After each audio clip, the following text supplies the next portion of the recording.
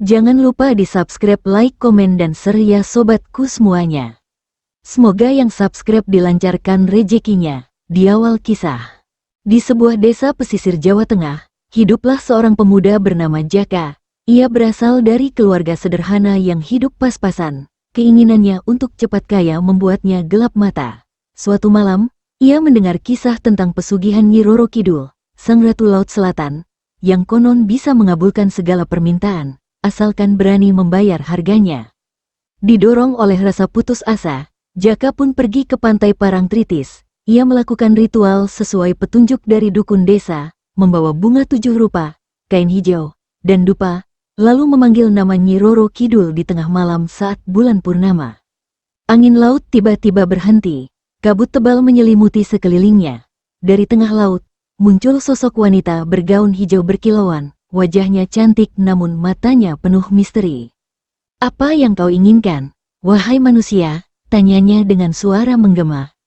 "Aku ingin kaya, aku ingin dihormati, aku ingin dunia tunduk padaku," jawab Jaka tanpa ragu. Nyi Roro Kidul tersenyum samar. "Kekayaan bisa kau dapatkan, tapi kau tahu harganya." Jaka mengangguk. "Apapun, aku siap. Setiap malam Jumat Kliwon, kau harus memberikan tumbal. Jika kau lalai, maka nyawamulah gantinya, dan kelak, jiwamu akan menjadi bagian dari kerajaan lautku selamanya." Jaka menyetujui syarat tersebut dan pulang. Dalam waktu singkat, ia menjadi kaya raya. Usahanya berkembang, rumah mewah, mobil, dan wanita-wanita cantik mengelilinginya. Tapi di balik itu, ia mulai merasa dihantui. Setiap malam Jumat Kliwon, ia harus mengorbankan binatang, lalu manusia, agar perjanjian tetap berjalan. Lama-kelamaan, rasa bersalah menghantui Jaka. Ia ingin lepas, tapi perjanjian itu tak bisa dibatalkan. Pada suatu malam Jumat Kliwon, Jaka memutuskan berhenti memberikan tumbal. Malam itu, angin kencang menghantam rumahnya. Ombak laut tiba-tiba naik hingga ke desa. Di dalam mimpinya, Jaka melihat Nyi Roro Kidul datang, mengenakan mahkota dan gaun hijau yang basah. "Kau melanggar janji, Jaka," katanya. Keesokan harinya, jasad Jaka ditemukan di pantai. Matanya terbuka lebar menatap laut, tubuhnya membiru seperti tenggelam. Anehnya, tak ada tanda-tanda air di sekitarnya. Sejak itu, penduduk desa percaya bahwa Jaka telah menjadi abdi baru di kerajaan Laut Selatan. Kisahnya menjadi peringatan, jangan pernah membuat perjanjian dengan sang ratu laut, jika tak sanggup membayar harganya. Kalau kamu mau versi lain, lebih seram, versi modern, atau berlatar kota, tinggal bilang aja, mau dibikin buat skenario film pendek juga bisa. Beberapa minggu setelah kematian Jaka, desa pesisir itu kembali tenang. Namun, keluarga dan orang-orang terdekatnya mulai mengalami kejadian aneh. Ayah Jaka sering mendengar suara ombak menggelegar dari dalam rumah. Padahal malam sunyi tanpa angin, ibunya mendapati pasir laut di dalam kamar, meski mereka tinggal jauh dari pantai.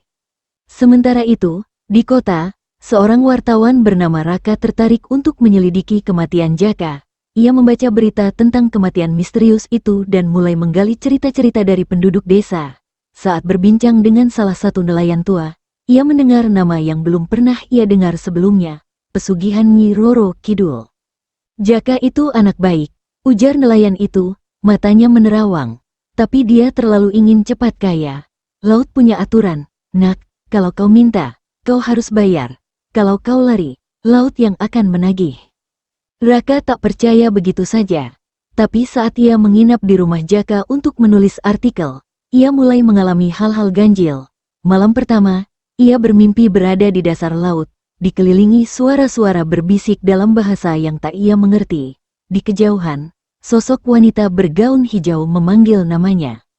Malam berikutnya, suara pintu diketuk pelan. Saat ia buka, tak ada siapa-siapa, tapi air menetes dari daun pintu, dan bau laut memenuhi udara. Puncaknya, malam Jumat Kliwon, Raka bermimpi bertemu langsung dengan Nyi Roro Kidul. Kali ini lebih nyata, di dalam mimpinya, sang ratu memandangnya tajam. Jaka telah berjanji, tumbal harus terus diberikan.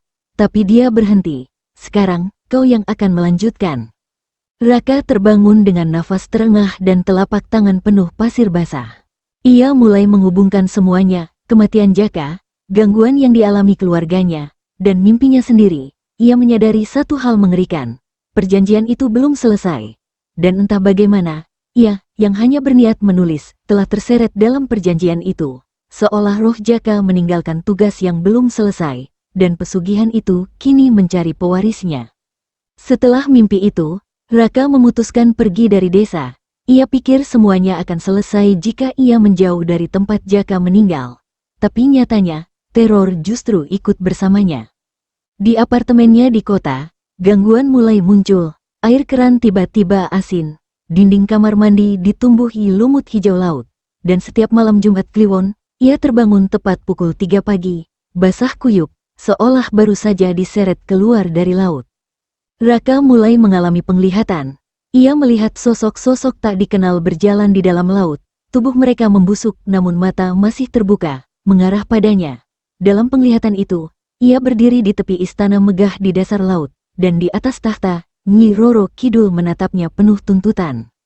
Suatu malam, seorang pria tua datang mengetuk pintu apartemennya. Ia memperkenalkan diri sebagai Mbah Surya, mantan dukun yang dulunya kenal dengan Jaka. "Aku tahu kau sudah terikat," katanya.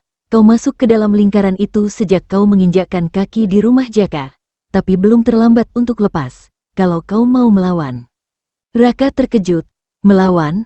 Ratu Laut?" Mbah Surya mengangguk. "Tak mudah.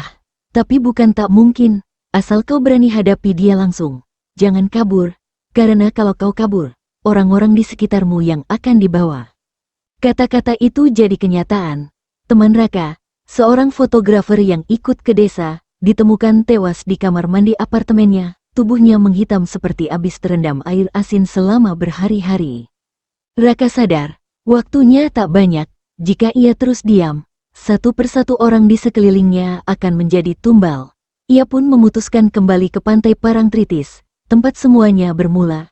Di tangan Mbah Surya, ia membawa sesajen, jimat penolak bala, dan sebuah pusaka tua, keris berkarat yang katanya pernah digunakan untuk memutus perjanjian kuno. Saat bulan purnama naik, Raka berdiri di tepi pantai. Ombak mulai mengganas, langit menjadi hijau gelap, dan kabut turun dari arah laut. Dari balik kabut, Nyi Roro Kidul muncul. Tak lagi anggun, kali ini wajahnya berubah seperti air laut yang marah. Gaun hijaunya berayun seperti ombak, dan di belakangnya, arwah-arwah tumbal mengikuti, termasuk Jaka. "Kenapa kau kembali?" Suaranya menggema seperti petir di dalam air. Raka menggenggam kerisnya. "Aku datang untuk mengakhiri ini. Aku bukan pewaris. Aku bukan milikmu." Nyi Roro Kidul tertawa, tapi tawa itu perlahan berubah menjadi jeritan angin laut yang menyayat. Pertarungan tak kasat mata pun dimulai. Raka tak hanya harus melawan sang ratu, tapi juga bisikan dari para arwah yang mencoba menghasutnya menyerah. Tapi keris di tangannya bergetar, panas, seolah hidup, dan di detik terakhir, ketika air laut sudah mencapai dadanya, Raka menghunjamkan keris itu ke pasir, tepat di bawah kakinya, membentuk segel yang selama ini disembunyikan dalam mitos. Ledakan cahaya hijau menyilaukan malam, laut terdiam, kabut sirna, dan sosok Nyi Roro Kidul menghilang. Perlahan-lahan, bersama para arwah yang selama ini terperangkap, Raka pingsan di tepi pantai. Keesokan paginya, ia ditemukan oleh warga. Ia hidup, tapi rambutnya memutih sebagian. Matanya kosong, namun ia tahu, perjanjian itu telah diputus, atau hanya ditunda. Tamat.